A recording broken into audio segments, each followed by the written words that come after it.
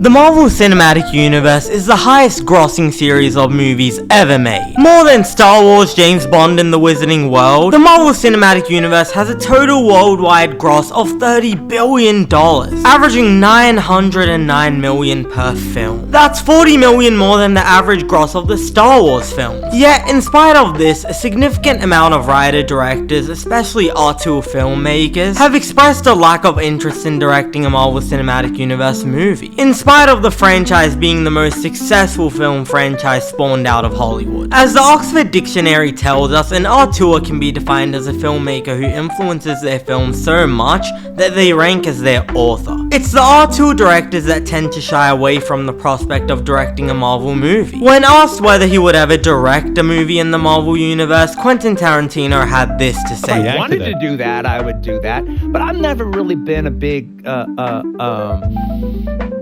do a bunch of special effects later kind of guy. I kind of come from the idea that if you didn't shoot it on the day, it doesn't count. Director Ridley Scott, when asked about Marvel movies, was even less generous, saying, "Superhero movies are not my kind of thing. That's why I've never really done one. I've been asked several times, but I can't believe in the thin, gossamer tightrope of the non-reality of the situation of the superhero." Quite a mouthful, but you get it. So why is it that auteur directors specifically are not drawn to directing Marvel movies? Auteur directors tend to have a strong aesthetic or filmmaking style, which permeates through their film. Whether it's Quentin Tarantino's distinct, unmistakable dialogue style, or Wes Anderson's immaculate symmetrical visual style, which can immediately be identified by the naked eye from a single frame. Being the author of the film, such filmmakers are accustomed to a significant amount of creative control, often working with frequent collaborators on bringing to life a filmmaking style which is brimming with their personal identity and sensibility. The auteur filmmakers' opposition with the superhero genre can be explained by the general lack of creative freedom offered by the MCU. Though the director tends to be the driving force of most films, in TV shows it's the showrunner that dictates the plot and the general course of the characters throughout each season. Which is why we credit Vince Gilligan for the greatness of Breaking Bad and not Jim McKay, who directed episode 4 of season 1. The Marvel Cinematic Universe is run in a very similar way to a TV show, with producer Kevin Feige essentially serving as the showrunner of the series, dictating the overall direction of the characters and the world, ensuring there's an internal consistency between the overall style of the Marvel movies. For auteur directors who are accustomed to being the driving artistic force of their films, it's understandable why this specific model would be an off-putting sell for them. There are numerous examples time and time again of the Marvel Cinematic Universe being far more producer-driven than director-driven, with numerous directors parting ways with the studio over creative disagreements with Feige. Most famously, director Edgar Wright was initially hired to direct and write his own Ant-Man movie, even appearing at San Diego Comic-Con to promote the film. Wright, an auteur director with unique physical comedy sensibilities, ended up departing the film only to be replaced by Peyton Reed, a journeyman working hand of a director behind films such as Yes Man and The Breakup, which aren't exactly brimming with visual or narrative style. When asked why he departed the project, Edgar Wright told Vulture, "I think the most diplomatic answer is I wanted to make a Marvel movie,